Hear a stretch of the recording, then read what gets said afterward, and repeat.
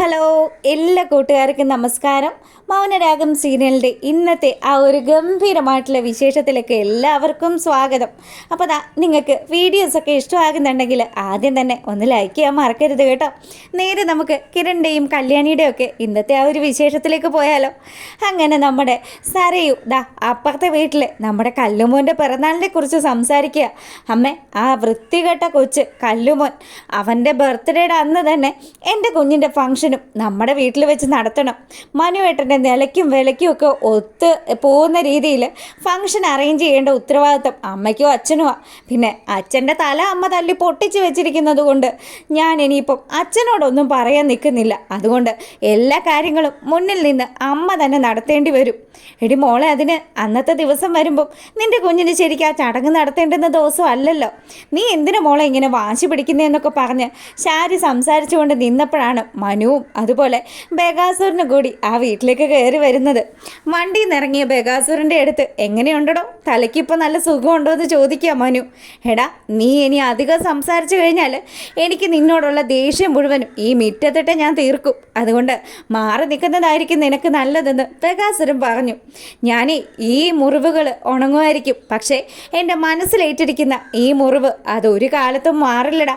നിനക്കുള്ള കൂലി ഞാൻ തന്നിരിക്കും എന്നൊക്കെ പറഞ്ഞ് വെല്ലുവിളിയൊക്കെ നടത്തി അമ്മായിയപ്പനും മരുമോനും കൂടി വീടിനകത്തോട്ട് വരികയാണ്.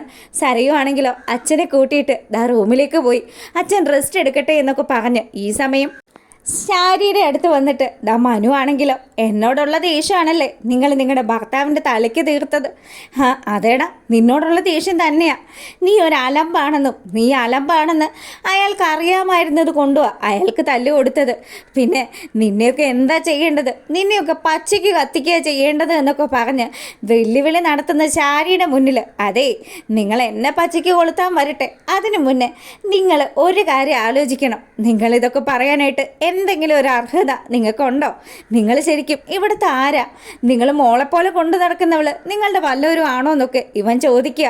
ഇതൊക്കെ കേട്ട് പരുങ്ങലിലായി നിൽക്കുന്ന ശാരിയാണെങ്കിലോ വളരെ സങ്കടത്തോടു കൂടി നമ്മുടെ മനുവിനെ നോക്കുക. പിന്നീടാണെങ്കിൽ കല്യാണിയും കിരണും കൂടി അവർ കിടക്കാൻ തുടങ്ങുന്ന സമയത്ത്, അല്ല ഞായറാഴ്ചയാണ് മോൻ്റെ പിറന്നാൾ, അത് മറന്നുപോയോ കിരണേട്ടാ? എവിടെ നിന്ന് മറക്കാനാ മോളൂ? ഞാനതൊന്നും മറന്നിട്ടൊന്നുമില്ല. പിന്നെ നമ്മൾ ആഗ്രഹിച്ചതുപോലെ നമ്മുടെ എല്ലാ സ്വന്തക്കാരും ചേർന്ന് ഈ ഒരു ഫംഗ്ഷൻ നടത്തണമെന്നുള്ള ആഗ്രഹം അത് ഇത്തവണയും ബാക്കിയാവാനാ സാധ്യത. അല്ല, അന്നത്തെ ദിവസം തന്നെയാണല്ലോ സരയിൻ്റെ കുഞ്ഞിൻ്റെ നൂലുകെട്ട് ചടങ്ങ് ഫിക്സ് ചെയ്തിരിക്കുന്നത്. അത് അമ്മ വിളിച്ച് പറഞ്ഞായിരുന്നു. എന്തായാലും അവൾ അവളുടെ ഇഷ്ടം പോലെ തന്നെ ചെയ്യട്ടെ. പിന്നെ എന്തെങ്കിലും ഈ ശത്രുതയും വാശിയും ഒക്കെ വേണ്ടാന്ന് വെച്ചിട്ട് നമ്മുടെ സ്വന്തക്കാരെല്ലാവരും കൂടി ചേരുവാണെങ്കിൽ അങ്ങ് ചേർന്നോട്ടേടോ. അങ്ങനെ ഇവരുടെ റിലേറ്റീവ്സിനെ കുറിച്ചും അച്ഛനും അമ്മയും പിണങ്ങി നിൽക്കുന്ന കാര്യത്തെക്കുറിച്ചും ഒക്കെ സംസാരിച്ചു കൊണ്ടിരിക്കുക. അപ്പം നമ്മുടെ കിരണിന് വലിയ വിഷമമൊക്കെ ഉണ്ട് അച്ഛനും അമ്മയും ഇങ്ങനെ പിരിഞ്ഞു നിൽക്കുന്നതിൽ. എന്തായാലും ആ ബഗാസുരനെ പേടിച്ചാണല്ലോ ഇപ്പോൾ ഇതുങ്ങളിങ്ങനെ ജീവിക്കുന്നത് തന്നെ. ശാരിയാണെങ്കിൽ ഓരോ കാര്യങ്ങളും ആലോചിച്ച് വളരെ സങ്കടപ്പെട്ട് താനിനി എന്തൊക്കെ ചെയ്താണാവോ ഈ കള്ളന്മാരെ ഒളിപ്പിക്കാൻ പറ്റുക. എന്തായാലും ഇവന്മാർ പറയുന്ന പല കാര്യങ്ങളും താൻ കണ്ടില്ല കേട്ടില്ല എന്നൊക്കെ വെക്കേണ്ടി വരുമല്ലോ എന്നൊക്കെ ആലോചിച്ച് നിൽക്കുമ്പം, ശാരി നീ അവിടെ എന്തെടുക്കാന്ന് ചോദിച്ച് മനു ഇങ്ങോട്ട് വന്നു. നീ എന്താ എന്നെ വിളിച്ചത്? അത് കേട്ടില്ലേ ശാരി എന്ന്? എൻ്റെ പൊന്നമ്മായിയമ്മേ, നിങ്ങളിനി ഒരു കാര്യം ചെയ്യണം. നിങ്ങളുടെ കുഞ്ഞിൻ്റെ നൂലുകെട്ട് ചടങ്ങല്ലേ വരുന്നത്. അതിൻ്റെ അച്ഛന് കൊടുക്കാനായിട്ട് കുറച്ച് സാധനങ്ങൾ അത് നിങ്ങൾ വാങ്ങി തരേണ്ടി വരും. നിൻ്റെ കുഞ്ഞല്ലേ അത്, നിൻ്റെ കുഞ്ഞിന് ഞാനെന്തിനാ വാങ്ങിക്കുന്നതെന്ന് ശാരി നമ്മുടെ മനുവിനോട് ചോദിച്ചതും, അതെ നിങ്ങൾ പല കാര്യങ്ങളും മറക്കുന്നു. നിങ്ങൾക്ക് ഇപ്പോഴും ഒരു ദാക്ഷ്യത്തിനൊരു കുറവില്ലല്ലോ പെണ്ണുമ്പിള്ളേ. ഞാൻ പറയുന്ന കാര്യങ്ങൾ കേട്ട് അടങ്ങി ഒതുങ്ങി നിന്നാൽ നിങ്ങളുടെ മകൾ സ്വബോധത്തോടു കൂടി ജീവിക്കുന്നത് നിങ്ങൾക്ക് കാണാം. അല്ലെങ്കിൽ എല്ലാ സത്യങ്ങളും ഞാൻ നിങ്ങളുടെ മകളോട് വിളിച്ച് പറയുകയും ചെയ്തു. അവൾ ഭ്രാന്തിയായിട്ട്, അതും മുഴുഭ്രാന്തിയായിട്ട് ഇതിലെ നടക്കുന്നത് കാണേണ്ടി വരും. എന്താ വേണ്ടത്? എനിക്ക് കിട്ടാനുള്ളത് കിട്ടിക്കഴിഞ്ഞാൽ ഈ നാട്ടിൽ നിന്ന് തന്നെ പൊയ്ക്കോളാന്ന് മനു ശാരിയോട് പറഞ്ഞു. അങ്ങനെ നിവർത്തികേട് കൊണ്ട് നമ്മുടെ ശാരി മനു പറയുന്ന കാര്യങ്ങൾക്കൊക്കെ സമ്മതം മൂളാണ്. അങ്ങനെ കുഞ്ഞിന് വളയും തളയും ഒക്കെ വാങ്ങാനായിട്ട് ശാരി ആ ഒരു കാര്യങ്ങളൊക്കെ ശ്രദ്ധിച്ച് അങ്ങനെ നിൽക്കുമ്പം മനു ആണെങ്കിൽ നേരെ പോകുന്നത് നമ്മുടെ സരയുവിൻ്റെ അടുത്തേക്കാണ്. സരയുവിൻ്റെ അടുത്ത് ചെന്നിട്ട്, മോളു എന്തായി കാര്യങ്ങൾ? നമ്മുടെ കുഞ്ഞിൻ്റെ ഫംഗ്ഷനിങ് അടുത്തു.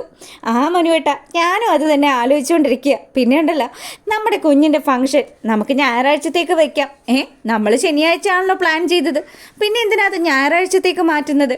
എൻ്റെ മനുവേട്ട, അന്നത്തെ ദിവസമാണ് അപ്പുറത്തെ ആ വൃത്തികെട്ട കൊച്ചിൻ്റെ ബർത്ത്ഡേ വരുന്നത്. അതുകൊണ്ട് നമുക്കും നമ്മുടെ വീട്ടിലൊരു ഫംഗ്ഷൻ വേണ്ടേ? എന്തിനാ മോളും ഇങ്ങനെ ചുമ്മാ അയൽവക്കത്തെ വീട്ടുകാരുമായിട്ട് വാശി പിടിക്കുന്നത്? മനുവേട്ട, ചുമ്മാ ഇരിക്കുക. ഞാൻ ആഗ്രഹിക്കുന്ന കാര്യങ്ങളൊന്നും ഇന്ന് വരെ നടക്കാതിരുന്നിട്ടില്ല. അതുകൊണ്ട് മനുവേട്ടൻ ഇതിന് സമ്മതം മൂളണം. പിന്നെ നമ്മൾ അമേരിക്കയിലേക്ക് പോകുന്നത് വരെയല്ലേ ഉള്ളൂ. അമേരിക്കയിലേക്ക് പോയാൽ പിന്നെ നമ്മൾ ഈ കാര്യങ്ങളൊന്നും അറിയില്ലല്ലോ, നമ്മൾ ഇവറ്റകളെ കാണുകയില്ലല്ലോ. പിന്നെ മനുവേട്ടൻ പറഞ്ഞതുപോലെ തന്നെ എൻ്റെ സ്വർണത്തെക്കുറിച്ച് അമ്മ സംസാരിച്ചു. മനുവേട്ടന് സ്വർണം തരരുതെന്നാണ് പറഞ്ഞത്. ഞാൻ പക്ഷേ മനുവേട്ടൻ പറയുന്നതേ കേൾക്കുകയുള്ളൂ. അങ്ങനെതാ ഈ മന്ദബുദ്ധി മനുവിനുള്ള സ്വർണം മുഴുവൻ കൊടുക്കാൻ തീരുമാനം എടുക്കുകയാണ്. മനു ആണെങ്കിൽ കിട്ടിയടാ ഊട്ടി എന്നുള്ള രീതിയിൽ ഇങ്ങനെ ആലോചിച്ചുകൊണ്ട് നിൽക്കുക. എന്താ മനുവേട്ടൻ എന്താ ഇങ്ങനെ ആലോചിക്കുന്നത്? ഒന്നുമില്ല മോളു, അമേരിക്കയിൽ പോകുന്ന കാര്യമാണ്. പിന്നീടാണെങ്കിലോ ആ ഒരു സീനൊക്കെ കഴിയുമ്പോൾ നമ്മളെ കാണിക്കുന്നത് ജുവലറിയിലെത്തി കുഞ്ഞുങ്ങൾക്ക് വേണ്ടിയിട്ടുള്ള സ്വർണ്ണമൊക്കെ പർച്ചേസ് ചെയ്യുന്ന രൂപയെയും സേനനെയും ഒക്കെയാണ്. അപ്പം രണ്ടുപേരും കൂടെ കല്ലുമോൻ്റെ പിറന്നാളിന് സമ്മാനിക്കാൻ വേണ്ടിയിട്ടുള്ള സ്വർണ്ണമാലയും വളയും ചെയിനും ഒക്കെ ഇങ്ങനെ നോക്കിക്കൊണ്ടിരിക്കുമ്പോഴത്തേക്കിനും ഇതെങ്ങനെയുണ്ട് സേനേട്ടാ, ഇത് നല്ലതാണോ എന്ന് രൂപ ചോദിക്കുക. നന്നായിട്ടുണ്ടോ, തൻ്റെ സെലക്ഷനല്ലേ, മോശമാകുമോ എന്ന് ചോദിച്ചു. അങ്ങനെ ഇവർ വർത്തമാനം പറഞ്ഞുകൊണ്ട് നിൽക്കുമ്പം ശാരി ആ ജ്വല്ലറിയിലേക്ക് വരികയാണ്. ഇവരിയ്ക്കുന്ന കാഴ്ച കണ്ട് ശാരി മടങ്ങിപ്പോകാൻ തുടങ്ങുമ്പം ജ്വല്ലറിയിലുള്ള ഒരു സ്റ്റാഫ് ചെന്നിട്ട് ശാരിയുടെ അടുത്ത് പറഞ്ഞു, എന്താ മേഡം ഇവിടം വരെ വന്നിട്ട് മടങ്ങിപ്പോകുന്നത്? അതോ ഒന്നുമില്ല എന്ന് പറഞ്ഞു. അപ്പം ഈ സമയം ഇവർ രണ്ടുപേരും തിരിഞ്ഞു നോക്കുമ്പം ശാരിയെ കണ്ടു. അങ്ങനെ നിവർത്തികേട് കൊണ്ട് നമ്മുടെ ശാരി അവിടെ വന്നിരുന്നിട്ട് അവളുടെ കയ്യിലുണ്ടായിരുന്ന 2 സ്വർണ്ണവളകൾ കൊടുത്തു. പകരം കുഞ്ഞിന് വേണ്ടിയിട്ട് സ്വർണ്ണം എടുക്കാനുള്ള കാര്യങ്ങളൊക്കെ ചോദിക്കുക. ഈ കുഞ്ഞിന് സ്വർണ്ണം എടുക്കുന്ന കൂടെ തന്നെ ഇവളുമാർക്ക് എൻ്റെ കുഞ്ഞിനും കൂടി എന്തെങ്കിലും എടുത്തുകൂടെ എന്ന് ശാരി ഇങ്ങനെ ആലോചിക്കുക.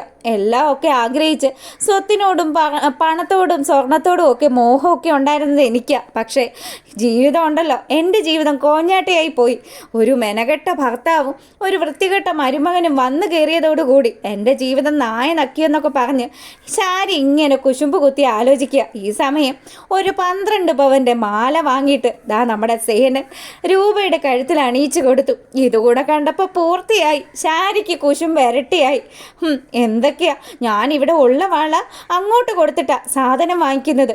എന്നിട്ട് പോലും എന്താ ഇഷ്ടമുള്ളതെന്ന് വെച്ചാൽ ഏട്ടത്തി എടുത്തോളാൻ പോലും അവൾ ഒരു വാക്കുപോലും മിണ്ടിയില്ലല്ലോ. ഇങ്ങനെ മനസ്സിൽ ആലോചിച്ചുകൊണ്ട് ഇവരുടെ ഈ ഒരു വാങ്ങലും അതുപോലെ തന്നെ ഈ ഒരു ആർഭാടമൊക്കെ കാണുമ്പോൾ നമ്മുടെ ശാരിയുടെ കണ്ണ് മഞ്ഞളിച്ചു. അങ്ങനെ ശാരി വളരെ സങ്കടത്തിൽ ആ ഒരു കടയിൽ നിന്നും അവളൊരു 4-4.5 പവൻ്റെ സ്വർണ്ണം എടുത്തു. ഈ സമയം സേനനും അതുപോലെ തന്നെ രൂപയും നമ്മുടെ ശാരിയുടെ നീക്കങ്ങളൊക്കെ നിരീക്ഷിക്കുക. അങ്ങനെ അവർ ഒരു 50 പവനോളം സ്വർണം ആ കടയിൽ നിന്ന് അന്നത്തെ ദിവസം തന്നെ കല്യാണിക്കും സോണിക്കും അതുപോലെ കുഞ്ഞിനും രൂപയ്ക്കും ഒക്കെ ആയിട്ട് പർച്ചേസ് ചെയ്തു. പിന്നീട് ഈ വാങ്ങിക്കൂട്ടിയ സ്വർണ്ണമൊക്കെ കയ്യിൽ ഇങ്ങനെ എടുത്തു പിടിച്ച് നമ്മുടെ ശാരി അവിടെ നിന്ന് ഇറങ്ങുകയാണ്. ശാരി ഇതെന്തിനാണ് വാങ്ങിയതെന്നൊക്കെ നമുക്ക് എല്ലാവർക്കും അറിയാമല്ലോ.